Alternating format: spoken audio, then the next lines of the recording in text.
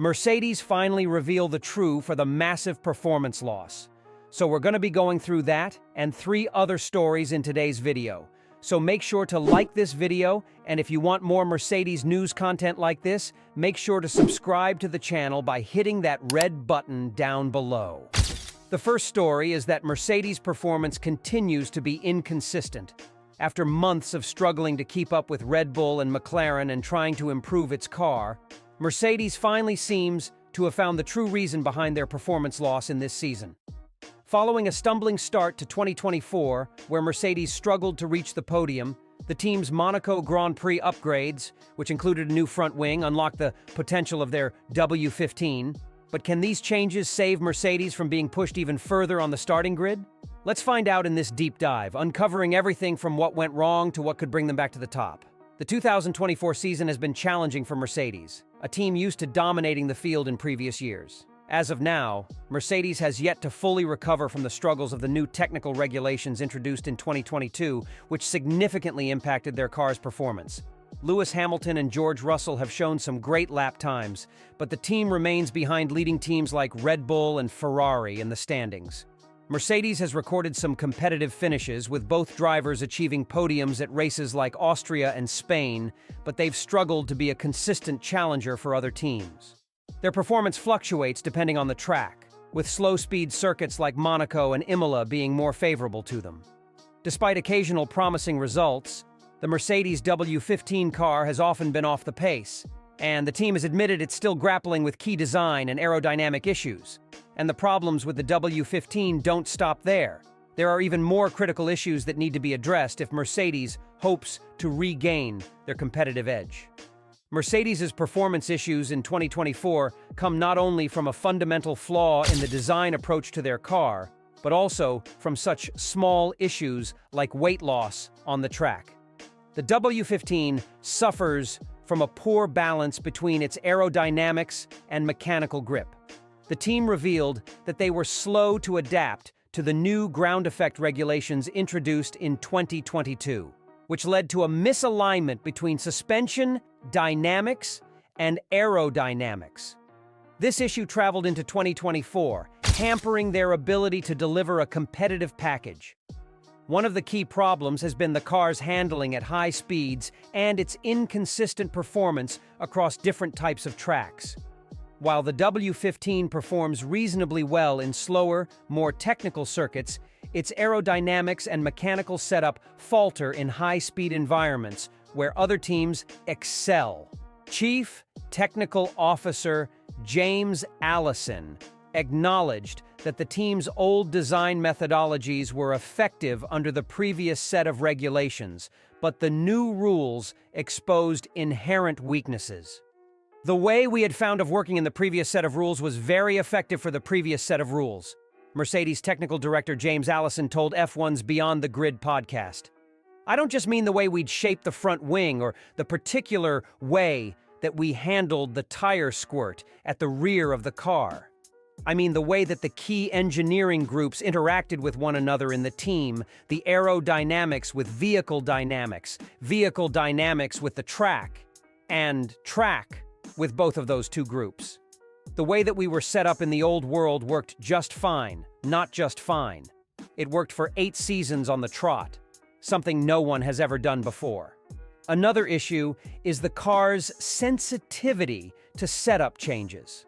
Mercedes has struggled to find the right balance between low and high-speed cornering, which has limited their ability to compete consistently.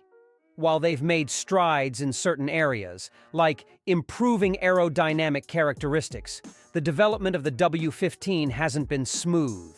This has led to frustrating weekends where both drivers were unable to maximize the car's potential. So how can Mercedes improve their situation? The second story is Mercedes have a trick up their sleeve to improve the W15. The most crucial step for Mercedes right now is to adopt a more innovative and adaptable approach to car design. A key element will be addressing the aerodynamic weaknesses that have been chasing the W15 throughout the season.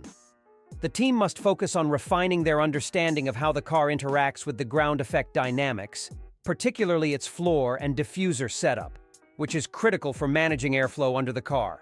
Mercedes engineers have already hinted at working on improved aerodynamic parts, but these upgrades will need to be executed flawlessly to compete with Red Bull's exceptional RB20.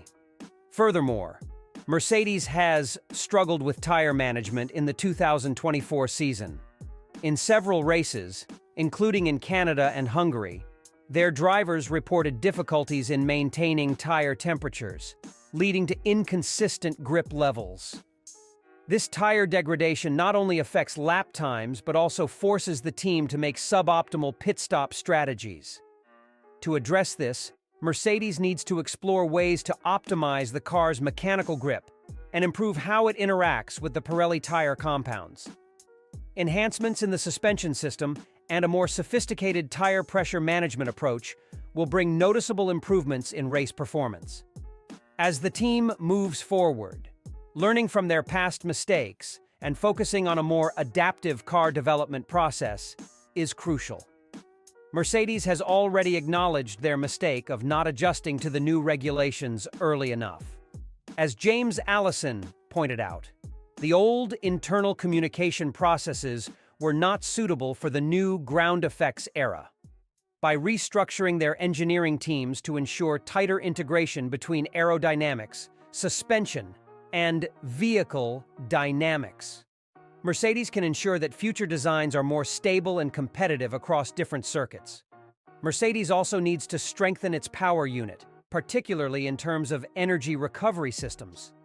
The hybrid systems in modern F1 cars are pivotal for harvesting and deploying electrical energy during races, and Mercedes has lagged behind Honda's and Ferrari's advancements in this area. By investing more resources in improving the efficiency of the heat and kinetic motor generator units, Mercedes can extract more performance from their power unit during key acceleration phases on track.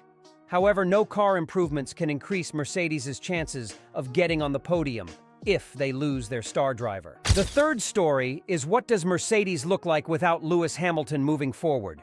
Lewis Hamilton's departure marks the end of an extraordinary partnership that helped define the turbo-hybrid era of Formula One.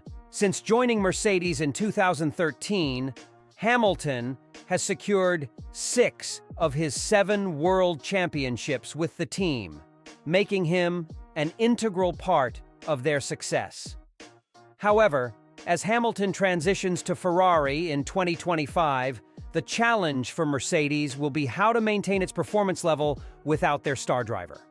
Hamilton's influence at Mercedes goes beyond just driving. His experience and technical feedback have been invaluable in developing some of the best cars in Formula One history.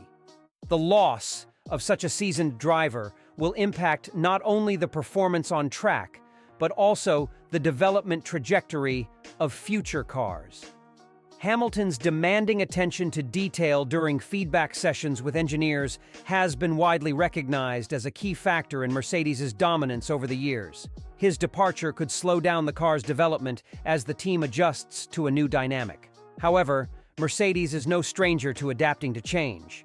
The team successfully transitioned from the Michael Schumacher era to Hamilton's dominance and has consistently shown an ability to rebuild.